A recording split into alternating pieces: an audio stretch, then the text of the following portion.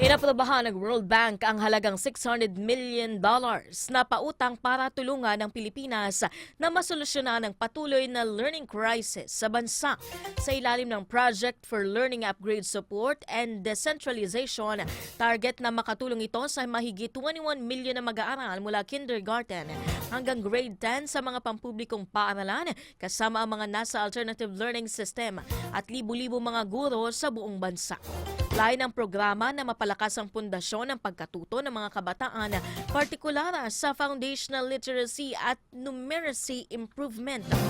Katuwang ang Department of Education, isusulong din ang proyekto ang mga hakbang para sa mas mabilis na learning acceleration at recovery, kabilang ang pagpapalawak ng mga learning materials na kinakailangan ng lahat ng mag-aaral.